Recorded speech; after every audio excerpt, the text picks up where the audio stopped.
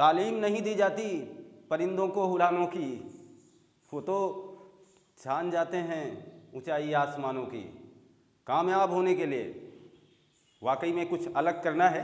कामयाबी एक सुबह की तरह है जो मांगने से नहीं जागने से मिलेगी। तो जागते रहें और पढ़ते रहें। और वो वाला जागना नहीं कि हम रात में आपको जागने की बात कर रहे हैं, हम सच में आपको जागने की बात कर रहे हैं। अपने उस मनोभाव से जागना है आपको और तत्परता के साथ आपको आगे बढ़ना है। एक बहुत ही महत्वपूर्ण कंटेंट आपके सामने मुखातिब है, आपका इंतजार कर रहा है। आप जुड़िए हमारे संग और आप इस महत्वपूर्ण कंटेंट का एक बेहतरीन समागम ले जाइए अपने साथ। तो स्वागत है आपका आपके अपने YouTube चैनल पर समाज पार्ट 3 जो कि आपके स्क्रीन पर लगा रखा हूँ। ये समाज पार्ट 3 क्या कहेगा, क्या लेकर आया है, इसकी जानकारी आप बाबत 1, 2, 3 एपिसोड के माध्यम से जान सकते हैं। अगर आप फर्स्ट एपिसोड देख रखे हैं, सेकेंड देख रखे हैं, थर्ड देख रखे हैं, तो इसका मतलब अब आपके दिमाग में ये भावना आ गई होगी कि हम समाज इस पार्ट 4 एपिसोड में, ये 3 मैंने उल्लिखित किया है, बहरहाल पार्ट 4 है ये, पार्ट 4 एपिसोड में हम क्या जान पाएंगे और क्या लेने आए हैं, ये महत्वपूर्ण बात हम यहाँ जान सकते हैं। ध्यान देना, एपिसोड 3 समाज का तीसरा एपिसोड हमसे कहा कि हम लोगों ने कर्म तत्पुरुष और करण तत्पुरुष के बारे में जाना था। वाकई में हम लोग एपिसोड 3 में कर्म तत्पुरुष और करण तत्पुरुष के बारे में जान चुके हैं। सच पूछे जाएं तो हम लोग वाकई में समाज में अभी वो पहलू पढ़ रहे हैं जिसका नाम है सबसे बड़ा समास, तत्पुरुष समास। और इस समास के अंतर्गत हम कह सकते हैं ये सबसे बड़ा समास है और इस समास को हम कारकों का भी समास कहते हैं, कारकों का समास कहते हैं। ये सारी जानकारी मैं साझा कर चुका हूं आपसे। तत्पुरुष समास को सबसे बड़ा समास कहा जाता है तथा यह कारकों का समास कहा जाता है। इस तरीके की हमारी हिंदी, अगर हम हिंदी से जुड़े हुए स्टूडेंट्स हैं तो हमारी हिंदी हमसे कहती है कि हमसे थोड़ा सा सहजता से हमें ले जाइए, हम बहुत टफ नहीं हैं। आप हमें टफ समझ जाते हैं लेकिन हम टफ है नहीं, या तो आप हमें टफ बना लेते हैं, आप हमें कठिन कर लेते हैं, जबकि हम बिल्कुल सहजता से आपके पास आना चाहते हैं और आप हमें लेकर जाना ही नहीं चाहते। ध्यान दें, तो बड़ा समास है, कारकों का समास है। तत्पुरुष समास को ये सारी उपाधियां मिली हुई हैं। तत्पुरुष समास के भेद पूछेंगे तो ये बात समझिएगा, अभी तो हम रिकैप दे रहे हैं। तत्पुरुष समास के भेद कितने हैं? 6 हैं। तत्पुरुष समास के जो भेद हैं वाकई में 6 हैं, परंतु तत्पुरुष समास का देखना क्या क्या जानकारी आपको जरूरी है। भेद 6 हैं और भाग इसके 2 हैं, जबकि अगर बात की जाए उपभेद कितने हैं तो आपके 4 हैं। और अगर बात की जाए संस्कृत में समास, तो संस्कृत में समास वाकई में ये वाला कौन सा, तत्पुरुष 2 ही प्रकार का होता है। ये बहुत ही महत्वपूर्ण जानकारी आपके साथ शेयर कर रहा हूँ। ये आप ये मान के चलें कि समाज को जिस तरीके से आप पढ़ते हैं मैं आपको उस तरीके से रटाना नहीं चाहता। मेरा मानना है कि आपको किसी भी विषय के प्रति जानकार होना, किसी विषय की जानकारी वाकई में आपके पास होना, एक तो जानना और एक जानना, दोनों में बड़ा अंतर होता है। कि आप एक समझदार हैं, जैसे कहते नहीं कि हम साक्षर हैं कि शिक्षित हैं, ये 2 पहलू हैं। ठीक यही तरीका यहाँ है कि भेद हमारे कितने हैं? 6। भाग अगर पूछे जाएं तो 2, उपभेद पूछे जाएं तो 4। किसमें? हमारी हिंदी की बात कर रहा हूँ। लेकिन संस्कृत की जैसे ही बात आएगी तुरंत हमारा पैमाना चेंज होगा और हम लोग 4 की तरफ भागेंगे। ध्यान देते रहिएगा, महत्वपूर्ण बातें आपके साथ शेयर करने वाला हूँ। और इसमें देखिएगा, एक होता है समानाधिकरण और एक होता है व्याधिकरण। ये पार्ट हैं इसके, समानाधिकरण और व्याधिकरण संस्कृत में समास के महत्वपूर्ण पार्ट हैं। और इसमें आप लोग जान चुके हैं, व्याधिकरण भी आप लोगों को बताया जा चुका है। और हम लोग बात अब करेंगे, पहले तो जहां चर्चा बनी हुई इसी व्याधिकरण के अंतर्गत हम लोगों ने पढ़ा था कर्म, करण, संप्रदान, अपादान,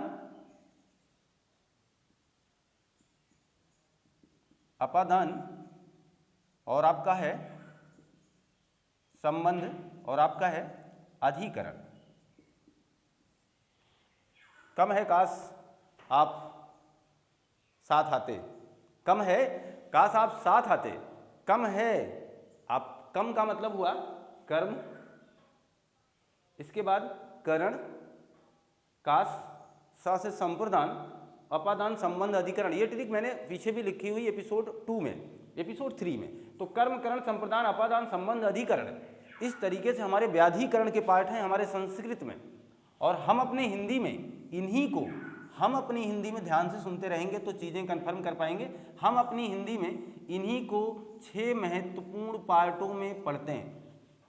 6 महत्वपूर्ण पार्टों में हम अपनी हिंदी में इन्हें समाहित करते हैं। और अगर हम समानाधिकरण की बात करें तो यहाँ देखिएगा, हम लोग एक पढ़ते हैं अलुक, एक पढ़ते हैं उपपद, एक पढ़ते हैं नन। ये चीज़ इसमें ध्यान दें। तो जहाँ हम लोग बात कर रहे हैं समानाधिकरण की बात कर रहे हैं, उपपद अलुक पढ़ते हैं और नन पढ़ते हैं। और आपका एक है और जिसे हम लुप्त पद कहेंगे, लुप्त पद, यानी ये 4 हो गए इधर, 2, 3 और ये 4। और 5वां इसमें आपका आ जाएगा कर्मधारय और 6ठा इसमें आ जाएगा आपका दिगु। यानी अगर हम संस्कृत की बात कर रहे हैं, अगर हम संस्कृत व्याकरण की जानकारी को हासिल कर रहे हैं, तो हम वहाँ संस्कृत में अपने तत्पुरुष समास को 2 महत्वपूर्ण पार्टों में बांट देते हैं, विभाजित कर देते हैं। ये एक रूपरेखा बना रहा हूँ, इसको समझिएगा जरा, बेहतरीन ढंग से समझने का प्रयास करें। ये जरूरी है, बहुत ही जरूरी है, क्योंकि अगर ये कॉन्सेप्ट क्लियर कर ले गए आप तो आगे चल करके आपको बहुत मजा आने वाला कि कौन सा समास कहाँ से हमें मिला है। पहले तो हम ये तो जान ले कि वो आया कहाँ से। तो संस्कृत में 2 समास, एक है समानाधिकरण, एक व्याधिकरण। व्याधिकरण के भी 6 पार्ट और समानाधिकरण के भी 6 पार्ट, 6 आपके सामने उल्लेखित हैं। लेकिन हमारी हिंदी में ऐसा कुछ नहीं है। हमारी हिंदी में कुछ अलग तरीका। देखिए, हमारी हिंदी इनको भेद मान लेती है, इसीलिए देखिए भेद कितना लिखा हमने, 6। डाउट क्लियर करिए, भेद में कौन आया है, व्याधिकरण आया है।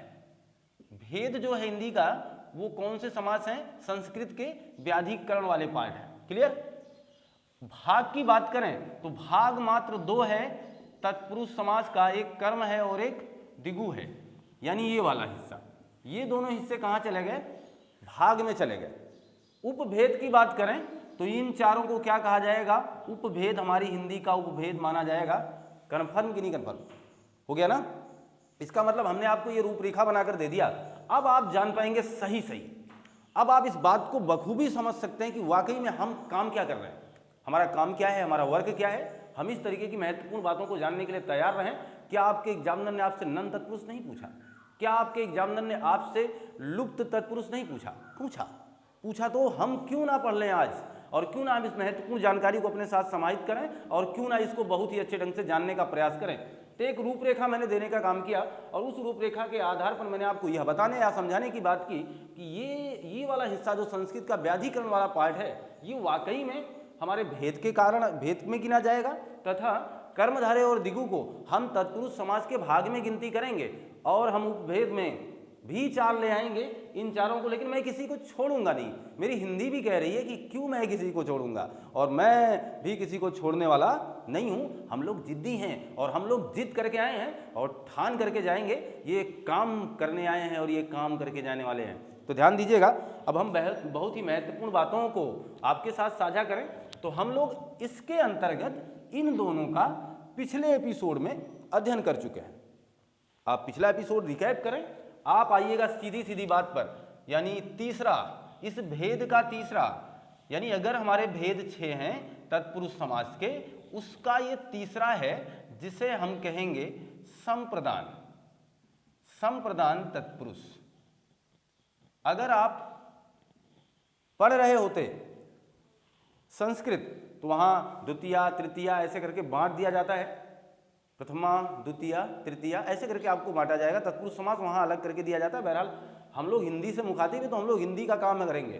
तो संप्रदान तत्पुरुष की बात करें तो संप्रदान कारक का चिन्ह होता है के लिए। कारक की बात इसलिए क्योंकि इसे कारकों का समास कहा जाता है। ये बात आपको मैं पहले भी बता रखा हूँ। स्टार समास है जो महत्वपूर्ण जानकारी लेकर के आपके सामने चल रहा है। एकाग्रचित रहेंगे तो चीजें बिल्कुल आसानी से समझ पाएंगे। संप्रदान में के लिए यानी ये कारक चिन्ह उसमें छुपा होता है। तो इसका जो एग्जाम्पल होगा वो कैसे होगा देखना। मैं आपको एक बात बताता हूँ। बलि पशु मैं अभी कुछ करूँगा नहीं इसके लिए कि आप इसका विग्रह करें, ऐसा कुछ नहीं है। रसोई घर की बात करें, रसोई घर, अगर हम बात करें गौशाला, अगर हम बात करें तो रणभूमि, अगर हम बात करें तो ऐसे ही बहुत कुछ बना सकते हैं। विद्यालय इसमें आ सकता है। देखिए, तो मैं ज़्यादा उदाहरण ना लिखते हुए आपको इसकी बारीकियों को बताता हूँ।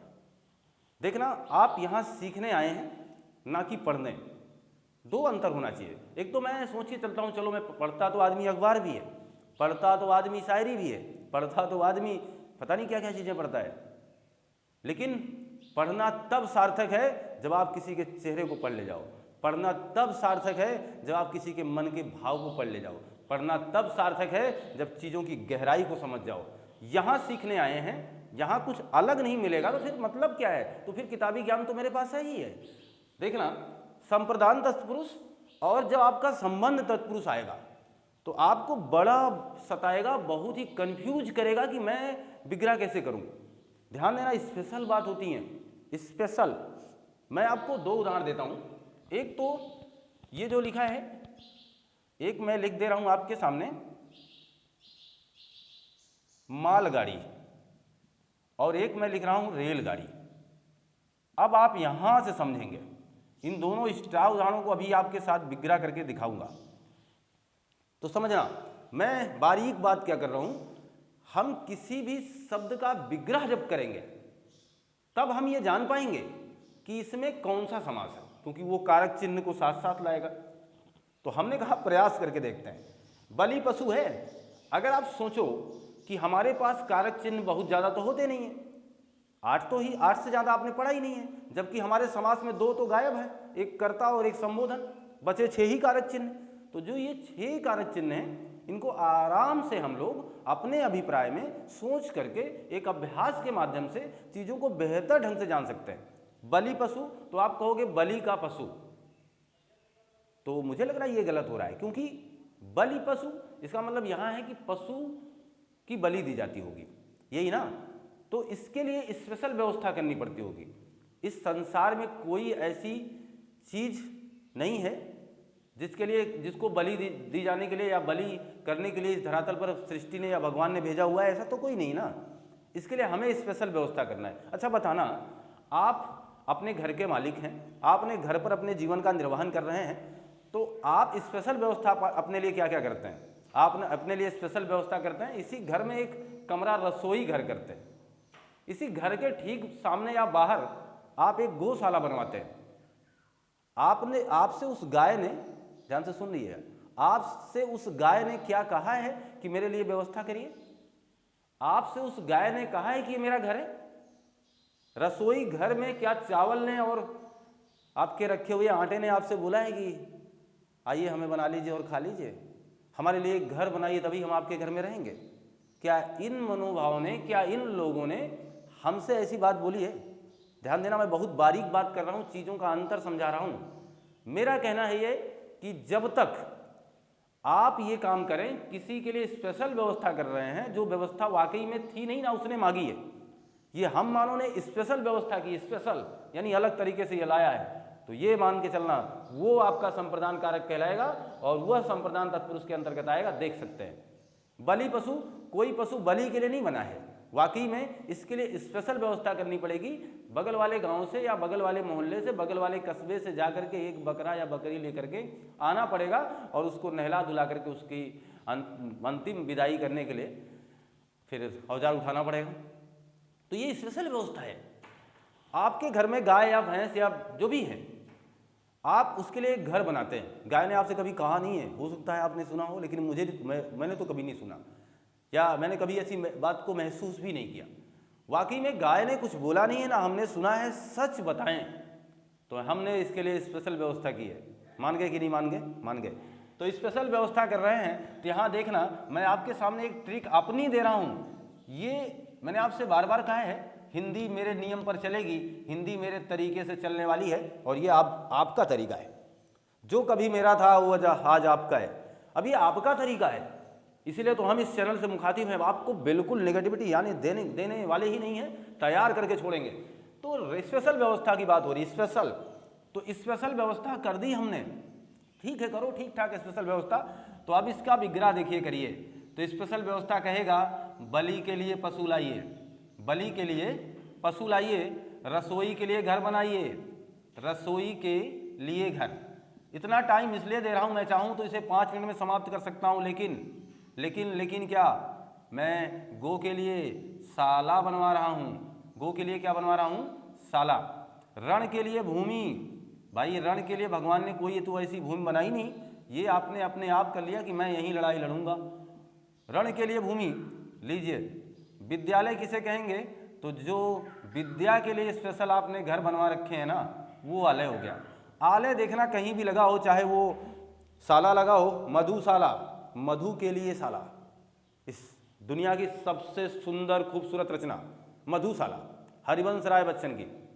तो जो साला है वो रचना है, वो अलग बात है। मधुशाला की बात मैं करूंगा तो मधु के लिए साला, इसका मतलब सामाजिक विग्रह करने के बाद हमें ये पता चला कि आप स्पेशल व्यवस्था के लिए बनाए गए हैं, जो जगह जगह चौराहे और नुक्कड़ों पर सजाए गए हैं, जिन्हें यूज करके आदमी माता यानी मद में मात जाता है, करण तत्पुरुष बना जाता है। वही मधुशाला जो जीवन की तमाम प्रकार की रंगीनियों को आपको दिखा जाता है, वही मधुशाला।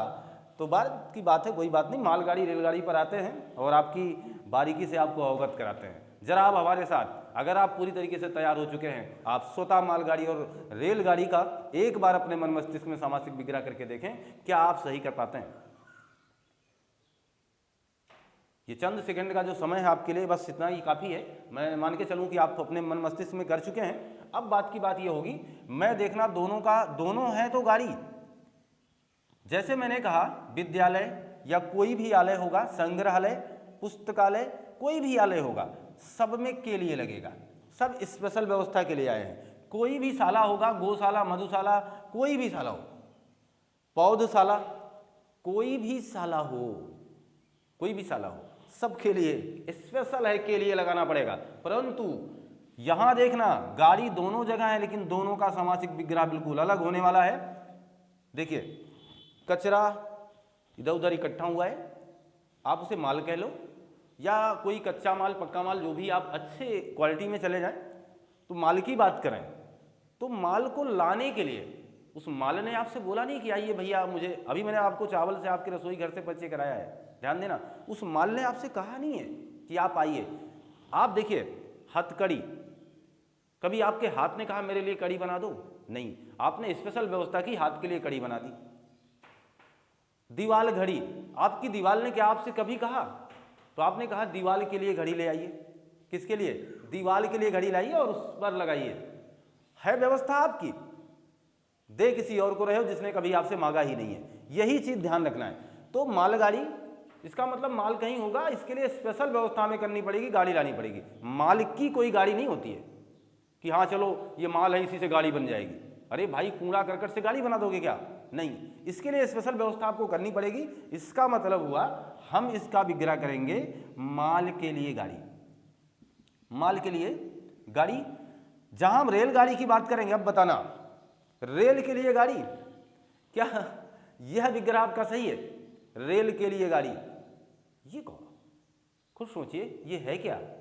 माल के लिए गाड़ी ठीक है, व्यवस्था कर रहे हैं स्पेशल, रेलगाड़ी में रेल के लिए गाड़ी कैसे हो सकता है, ये क्या स्पेशल व्यवस्था है आपकी, क्यों बनाओगे आप। माल के लिए तो गाड़ी ठीक है चलाऊं, कोई बात नहीं, क्योंकि बनाना है, घड़ी लाना है, ये रसोई के लिए घर बनाना है, स्पेशल व्यवस्था करनी है। लेकिन रेल के लिए कौन सी गाड़ी, रेलगाड़ी स्वयं एक गाड़ी है, तो इसका विग्रह होगा पटरी पर या रेल पर चलने वाली गाड़ी।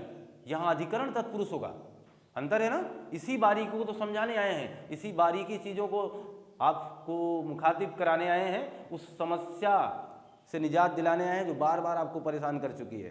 अब नहीं होने वाले हैं आप इसका पूरा मनोबल से, पूरे मनोवेग से, अच्छे ढंग से तैयारी करते रहें और जुड़े रहें हमारे साथ। आप इसका स्क्रीनशॉट लीजिए, कि मैं मान के चलता हूं कि आपने स्क्रीनशॉट ले लिया होगा। अब एक अपनी समुचित इस व्यवस्थित तैयारी को आगे बढ़ाते रहें, बेहतरीन मंच है आपके लिए साझा किया जा रहा है। तो जहां हम कर्म कारक यानी कर्म तत्पुरुष की बात कर चुके हैं, करण तत्पुरुष की बात कर चुके हैं। अभी अभी फिलहाल हमने संप्रदान तत्पुरुष की बखूबी जानकारी हासिल कर ली, जहां हम इस पार्ट नंबर 4 में ये जान पाए हैं कि विभिन्न प्रकार के समास का दृष्टिकोण कैसा रहा है। मैंने आपको मुखातिब कराने का प्रयास किया है, आपको रिवीजन भी दिया है। अब ध्यान दें, अब हम बात करेंगे कर्म के बाद किसका नंबर है। आप ध्यान दीजिए, तो कम है का साफ साथ होते, इसी तरीके से मैंने आपको एक ट्रिक दिया था। अब नंबर 4 पर आ जाएंगे, जहां हम संप्रदान की बात कर चुके हैं। अब हम बात करेंगे अपादान, संप्रदान, और अब हम बात करेंगे अपादान।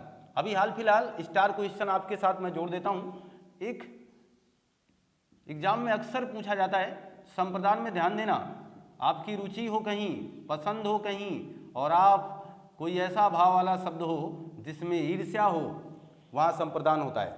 रुचि, पसंद या फिर ईर्ष्या, ऐसे भावुक या ऐसे भावों के शब्द, ऐसे भाव वाले वाक्य संप्रदान कारक का ज्ञान कराते हैं। कारक की बेहतरीन जानकारी के लिए आप हमारे यूट्यूब चैनल के प्लेलिस्ट में जाएं और पूरे कारक को पार्ट वाइज क्रम से देखें, देखिएगा शिकायतें खत्म हो जाएंगी। और अब ध्यान देना, हम बात कर रहे हैं अपादान की। अपादान का मतलब होता है, भाव समझिएगा, अलग होना। मैं इसके कारक चिन्ह की बात नहीं कर रहा हूँ, मैं अलग होने की बात कर रहा हूँ। अलग होना, ऐसा कोई शब्द हो जिसका भाव अलग हो, ऐसा कोई शब्द है जिसका मतलब ही लगे कि ये हमसे दूर है, ये हमसे दूर होना चाहते हैं, हमसे भाग जाना चाहते हैं। जैसे हमने कह दिया कि हम आपसे नाराज़ हैं भाई, हम आपसे नाराज़ हैं। पहली चीज़ों को समझें, विग्रह करने का तरीका मैं आपको दे रहा हूँ, अपने आप से जोड़ करके मैं इस पूरी क्रियाकलाप को समझाने का प्रयास कर रहा हूँ। देखना, मैं आपसे बात करना चाहता हूँ, इसका मतलब मैं कनेक्ट हूँ, अलग होने की बात नहीं कर रहा हूँ। मैं आपसे नाराज़ हूँ, इसका मतलब अलगाव है। मैं आपसे बात नहीं करूँगा, इसका मतलब अलगाव है। मैं आपको भूल चुका, इसका मतलब अलगाव है। तो ये बातें हैं जिन शाब्दिक शब्दों की, जिन शब्दों का भावार्थ हमसे अलग होने की बात करेगा ना, अलगाव की भावना आएगी, तो हम पक्की बात है हम उसे अपादान में ले जाएंगे। इतना जरूरी क्यों था? इतना जरूरी इसलिए था क्योंकि करण और अपादान दोनों का कारक चिन्ह सेम होता है। वहां भी से होता है, यहां भी से होता है, लेकिन वहां पर अलग नहीं होता। जैसे देखना, दोनों का अंतर थोड़ा सा आप समझ जाइए, करण में भी से, यहां पर भी से, तो दोनों से में अंतर है। यहां है, देखना, यहां लिखा गया, जैसे आप मान के चलें, लिखा गया नेत्रहीन, इस तरीके का, और यहां लिखा गया बलहीन। दोनों में अंतर है, इसलिए तो आप हमसे जुड़े हैं। ऐसे महत्वपूर्ण प्रश्नों को आपके सामने रखूंगा कि आप भी सोचेंगे कि हाँ वाकई में है, दमदार चीज़ों को सिलसिलेवार रखता हूँ और आपसे पढ़ाई से प्यार करता हूँ। ये मान के चलें कि आपको हकीकत में बहुत कुछ दे रहे हैं। नेत्रहीन, बलहीन, दोनों का समासिक विग्रह एक साथ आ गया तो क्या करोगे? नेत्रहीन मतलब वो नेत्र की, उसके आंख की रोशनी गायब है, ना कि आंख। बलहीन शरीर से बल गायब है नहीं, बहुत असहाय महसूस कर रहे हैं हम, शरीर में दम नहीं है हमारे। इसका मतलब वो जो दम था हमारे अंदर, वो जो बल था हमारे अंदर, वो कहीं और चला गया है। इसका मतलब वो हमसे अलग हो गया है। लेकिन नेत्रहीन होने का मतलब मेरी आंख कहीं गई नहीं है, मेरे पास है, सहजता से बातों को समझ जाइए। हमने आपसे कहा था विकलांगता कोई भी होगी, वहां पर करण कारक ही होता है। इस बात को सहजता से स्वीकार कर लें, चीज़ों को ज़्यादा मोड़ना नहीं हम लोगों को। बलहीन, लेकिन यहाँ अलग होगा तो आप कहेंगे बल से हीन। देखिएगा, अलग हो गया ना। अब हम किसी को गुणहीन कह दें तो पक्की बात आप समझ जाएंगे कि वह व्यक्ति गुण से हीन हो चुका है, यानी उसके पास गुण नहीं है। ये चीज़ गुण से हीन, जैसे आपने कह दिया कर्महीन, तो इसका मतलब हुआ कर्म से हीन। तो ये चीजें हैं। लेकिन जहां अलग नहीं होगा, जहां अलगाव नहीं दिखेगा, वहां पर करण कारक होगा, और जहां पर दिख जाएगा वहां पर अपादान होगा। और इस दृष्टिकोण से संबंधित उदाहरण में अपादान तत्पुरुष होगा। समास के 6 वेदों का ये चौथा महत्वपूर्ण हिस्सा आपके स्क्रीन पर चल रहा है।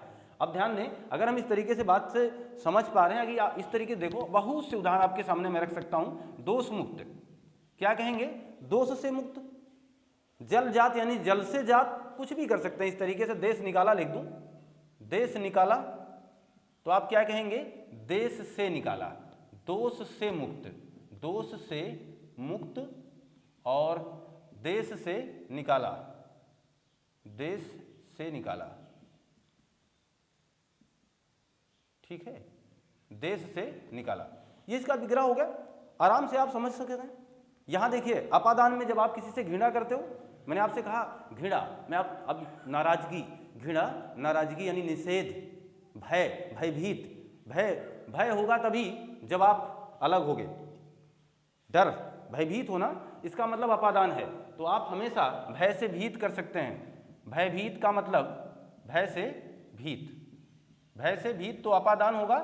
यहाँ स्टार बात नोट कर सकते हैं, घृणा, डर, निषेध, घृणा, डर, निषेध, ये सब भाव रखने वाले अपादान के अंतर्गत आएंगे। क्लियर है बात, क्लियर है ना? तो ये महत्वपूर्ण जानकारी आपके पास प्रेषित हो रही है। अब हम बात करें अपादान के बाद पांचवा, कर्ता, कर्म, करण, संप्रदान, अपादान। अब बात किसकी होगी, आपके संबंध की। अब बात किसकी होगी, आपके संबंधों की। बेहतरीन, बहुत ही छोटा सा ये कारक, आराम से समझ सकते हैं। संबंध कारक या संबंध कारक के आधार पर संबंध तत्पुरुष समास यानी पांचवा पार्ट कैसे जान पाएंगे। काकी के, रा, री, रे, ना, नी, ने, ये हैं संबंधों की पहचान, ये हैं संबंधों की पहचान। कारक, कारक की क्लास लीजिए, वहाँ स्टार बातों को शेयर कर रखा हूँ कि का, की, के कहाँ आएगा, रा, री, रे कहाँ आएगा, ना, नी, ने कहाँ आएगा, यहाँ उसकी ज़रूरत नहीं है। आप कारक के पार्ट में जाइए, पूरी जानकारी लीजिए, वहाँ इन सारी बातों को विस्तृत ढंग से बताया जा चुका है। यहाँ आपको पता है का, की, के, ये होते हैं संबंध। का, की, के, ये संबंध तत्पुरुष के महत्वपूर्ण पहलू। जब आप किसी भी शब्द का समासिक विग्रह करेंगे, ये बेचारे भाग के आएंगे। जैसे उदाहरण के साथ मुखातिब हैं, अगर हम बात करें देशवासी, तो देश के लिए कोई स्पेशल व्यवस्था नहीं करना। देखना, यही मैंने आपसे कहा था कि जब संबंध की बात आएगी तो संबंध का और इसके ठीक पहले जो हमने आपके सामने संप्रदान लगा रखा था, दोनों जगह में एक अंतर होगा और उसी अंतर को आप समझ लेना है, नहीं तो आप विग्रह दोनों का गलत कर देंगे। विग्रह करना बहुत ही जरूरी है, ये आना चाहिए, नहीं तो समास बेकार है। आपको समझना, हमने भी आपसे कहा कि देशवासी, किसी के मस्तिष्क में आ गया देशवासी मैंने देश के लिए वासी, अभी तो वहाँ बताया गया था इस तरीके से, गौशाला, गौ के लिए साला। देशवासी, देश के लिए क्या स्पेशल व्यवस्था करना है, वासी बनाना है क्या यार? जो यहाँ होगा उसके लिए कोई स्पेशल व्यवस्था नहीं, वो खुद ही देश का वासी है। तो देश के लिए वासी लाने की आवश्यकता नहीं है, ये आपको पूरी तरीके से पता है, स्पेशल व्यवस्था करने की आवश्यकता नहीं है। देशवासी का मतलब होता है देश का वासी, देश का वासी। क्लियर है? जैसे देखना, राष्ट्रपति, अब राष्ट्र के लिए कोई पति बनाने की आवश्यकता नहीं है, लेकिन जो है वो राष्ट्र का क्या होता है, पति होता है, राष्ट्र का पति होता है। सेनापति, सेना का पति होगा।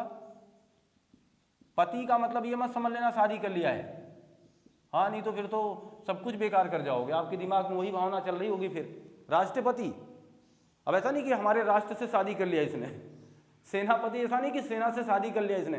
पति का मतलब मुख्य होता है, पति का मतलब मुख्य होता है। ये भले आप ना समझें, क्योंकि आप और महिलाएं खासकर ना समझें, क्योंकि वो अगर ये समझ रही है कि पति वाकई में मुख्य होता है, तो फिर तो आप ये सोचोगे सर हमें वो पति वाली यानी पुरुषों की बड़ाई कर रहे हैं, ऐसा कुछ नहीं कर रहे हैं। सेनापति यानी सेना का पति, राष्ट्रपति यानी राष्ट्र का पति, और जो महिलाओं के पति यानी आपके पति, इनके उनके जो भी जिनके भी पति, वाकई में सब पति का मतलब मुख्य होता है, आपका मुख्य। तो राष्ट्र का मुख्य राष्ट्रपति, सेना का मुख्य सेनापति, इसलिए देखिए, इसलिए सेना का पति लिखा गया, नहीं तो स्पेशल व्यवस्था तो एक प्रकार का है ही, लेकिन ये इसका मुख्य है, इसलिए उसका है। जैसे उनका पति उनका है, राष्ट्र का पति राष्ट्र का है, सेना का पति सेना का है, इस तरीके का व्यवस्था है। आगे देखिएगा, अगर हम कहें नगर सेठ, नगर सेठ, तो ये नगर का सेठ है, स्पेशल व्यवस्था नहीं है, ये उसका सेठ है, तो नगर का सेठ हो जाएगा। अगर हम बात करें फलाहार, लीजिए, आज कुछ लोग ऐसी व्यवस्था से होंगे जो शुक्रवार का व्रत रहते होंगे और फलाहार खूब मज़ा उठाते हैं। अक्सर व्रत में हम ये भूल जाते हैं कि कितना खा रहे हैं। तो लगभग व्रत रहने वाले लोग फलाहार करते हैं, और सही भी है, व्रत रहना भी चाहिए इसलिए क्योंकि कम से कम एक दिन आप अपने रूटीन को चेंज करते हैं और वो रूटीन बिल्कुल अलग होता है। आप कंदमूल फल खाते हैं भगवान रामचंद्र की तरह, और कितना खाते हैं वो आप जाने, आप पर निर्भर है, और आप ज़्यादा मात्रा में सेवन करते हैं हमें पता है। फलाहार तो अक्सर आपको देखिए, वो जो सहूलियत बरती गई है पुराने ज़माने से वो गलत नहीं है। ज़िंदगी के कुछ पैमाने इसी तरीके से पहले भी रहे हैं, और पहले ये सोच रखी गई हमारे पुराणों में, हमारे ग्रंथों में, हमारे वेदों में ये बात कही गई कि आदमी को फला दिन व्रत रहने से फला चीज़ मिलेगी, फला दिन व्रत रहोगे फला चीज़ मिलेगी। मिले कुछ भी ना, मिले कुछ भी ना, लेकिन अच्छा स्वास्थ्य जरूर मिलेगा। इसका मतलब उसका वैज्ञानिक कारण था, वो लॉजिक था। उन्हें पता था कि इन भारतीयों को समझाना इतना आसान नहीं है, इनको बता देना इतना आसान नहीं, इनको डराइए, इनसे कहिए तो आराम से बातों को समझेंगे, और उससे बड़ा फायदा है। हमारे वेद, हमारे ग्रंथ, हमारे ये चीज़ें हमारे लिए जान है, इन्होंने हमें बहुत कुछ दिया है। आप ध्यान देंगे तो फलाहार, फल का आहार वहीं से आया है कि आप व्रत रहिए, अपने शरीर को स्वस्थ रखिए, मेंटेन बनाए रखिए। ये सारी चीज़ें, उस ग्रंथ एक विज्ञान था, ग्रंथ में अद्भुत ताकत थी। ध्यान दीजिए, तो फलाहार तो फल का आहार। अब ये आहार आप करना मत भूलिए, करिएगा। आप व्रत रहिए तो फल का आहार जरूर करें। और लीजिए प्रेम सागर, प्रेम के लिए कोई सागर लाने की आवश्यकता नहीं है, ये खुद ही किसका सागर है, प्रेम का सागर। देखिए दोनों विग्रह में मैं आपको अंतर बताता जा रहा हूं, जैसे चीज़ों को आराम से आप समझ सकते हैं, बातों की बारीकियों को समझ सकते हैं, इसलिए विग्रह देखना करना आसान हो गया। तो हम लोग 4 1 5 हो गए ना। अब आपका लास्ट है, लास्ट यानी छठा, जिसे हम अधिकरण तत्पुरुष कहेंगे। अधिकरण तत्पुरुष कहने वाले हैं। और अब हम इस तत्पुरुष के अंतर्गत वो जानेंगे जिसमें में पे पर का भाव आएगा। अधिकरण यानी किताब मेज पर है, अधिकरण 100%। कौन सा तत्पुरुष? अधिकरण। मैं घर में जा रहा हूं, अधिकरण। वो आप इंग्लिश में मत जाइएगा कि इन लगाएं कि इन टू लगाएं, ये हिंदी है। मैं घर में बैठा हूं, मैं घर में जा रहा हूं, मैं आराम से सो रहा हूं, ये सारे भाव किसी पर हैं, ये सारे भाव किसी पर हैं, इसका मतलब अधिकरण है। होता नहीं है, लोग कहते नहीं कि अरे अरे अच्छा ये आपका लड़का है क्या, ये तो बिल्कुल भैया पर गया है, ये तो बिल्कुल इन पर गया है, ये तो बिल्कुल उन पर गया। अच्छा ये आपके चाचा का लड़का है क्या? ये उन पर गया है। तो ये जो बारीकियां हैं, जो उन पर इन पर, ये सारे जो भाव हैं ना, ये अधिकरण के भाव हैं। यहाँ उदाहरण दिखिएगा, अधिकरण में आ जाएंगे तो आप देखेंगे वनवास लिख सकते हैं, तो इसमें होगा कि वन में वास कौन करता था? बहुत लोग करते थे। अच्छा एक बात बताना, मैं एक बहुत ही स्टाव उदाहरण लिखूंगा, वनमानुष। वनमानुष का आप विग्रह करें, फिर हमसे मुखातिब हो जाएं। वनमानुष क्या है? वनमानुष, वन का मानुष। क्या वन के लिए किसी मनुष्य की जरूरत है कि वन का ये मानुष है, वो पेड़ पौधे से बना हुआ है? विग्रह करके देखो, एक बारीक लाइन बता रहा हूं आपको। वन मानुष का हम विग्रह करने चले हैं, और हमें पता है कि हमें इसमें कारक चिन्ह मिलेगी। हम कह रहे हैं कि वन का मानुष, फिर सोच रहे हैं कोई वन का मानुष कैसे हो सकता है यार, वो पेड़ पौधे से थोड़ा बना हुआ है, इसका मतलब वन का मानुष नहीं है, गलत विग्रह है। वन के लिए मानुष, कभी वन ने कहा? या ये जरूरी है कि हम उसके लिए स्पेशल व्यवस्था करें? ये जरूरी था कि गाय के लिए व्यवस्था हो, ये जरूरी था कि रसोई के लिए एक घर हो, ये जरूरी था? क्या यह भी जरूरी था कि वन के लिए कोई मानुष हो? नहीं। इसका मतलब क्या होगा फिर? इसका मतलब होगा वन में रहने वाला, वन में रहने वाला मानुष, यही लुप्त पद तत्पुरुष कहलाता है। शेष बातें आगे होंगी, लेकिन वन में रहने वाला मानुष इस तरीके से विग्रह करिएगा। वनवास लिख दिया हमने, और हम अगर बात करें वनमानुष तो लिख ही दिया है। अब हम ये काम कर लें, जीव दया। जीव दया का मतलब क्या होगा? जीवों पर दया। देखो जीवों पर दया आया कि नहीं आया? ये पर आया कि नहीं? ये में आया कि नहीं आया ना? अगर हम कहते हैं ध्यान मग्न, ध्यान मग्न, तो क्या कहेंगे आप? ध्यान में मग्न, ध्यान में मग्न। अगर हम कहें नराधम, तो क्या होगा? नर में अधम। ये चीज। या कहते हैं जलमग्न, तो जलमग्न में क्या होगा, जल में मग्न। क्लियर है ना। तो ये चीजें हकीकत में क्या है, जब हम किसी में पे पर जैसा भाव लाएंगे वाकई में वो अधिकरण कहलाएंगे। जैसे नगर प्रवेश, गृह प्रवेश, तो गृह में प्रवेश करोगे, नगर में प्रवेश करोगे, यही तो बातें होंगी, यही तो चीजें आपके सामने आएंगी। तो नगर प्रवेश हो गया या गृह प्रवेश हो गया, वो अभी यहीं आएगा। आप कह सकते हैं नगर प्रवेश, आप कह सकते हैं गृह प्रवेश।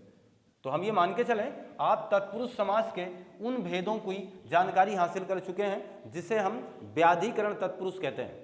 व्याधिकरण तत्पुरुष यानी संस्कृत हमारी आदि भाषा, हमारी मूल भाषा के तहत समाज के तत्पुरुष समाज के दो महत्वपूर्ण पहलू, जिसमें पहला एक व्याधिकरण, एक समानाधिकरण। तो व्याधिकरण के अंतर्गत आने वाले 6 पार्ट जो कि हमारी हिंदी के तत्पुरुष समाज के भेद कहे जाते हैं, उनका अध्ययन हम लोग कर चुके हैं। अब बचे हुए पार्ट समानाधिकरण के उपभेद 4 हैं, इनकी बात करेंगे, कर्मधारय और दिगु की बात करेंगे। इन सारी बातों के साथ मुखातिब होना शेष रहेगा, मुखातिब होना शेष रहेगा। कैसे मैं कहूंगा कि वन मानुष में लुप्त पद तत्पुरुष होगा, कैसे ऐसी वैकल्पिक व्यवस्था का आप चुनाव कर पाएंगे, कैसे इनसे मुखातिब रह पाएंगे, ऐसी महत्वपूर्ण जानकारी के लिए इंतजार करना होगा, मुखातिब होना होगा और हमसे जुड़े रहना होगा।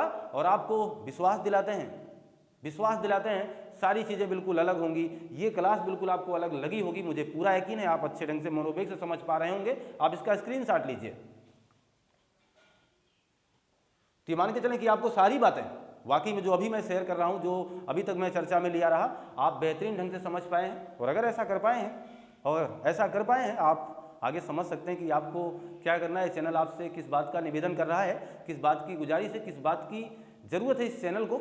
आप समझदार हैं, पढ़ते रहिए, मस्त रहिए, खुशहाल रहिए। मिलते हैं हम आपसे नए कंटेंट में। आपका दिन शुभ हो। आपको बहुत बहुत धन्यवाद।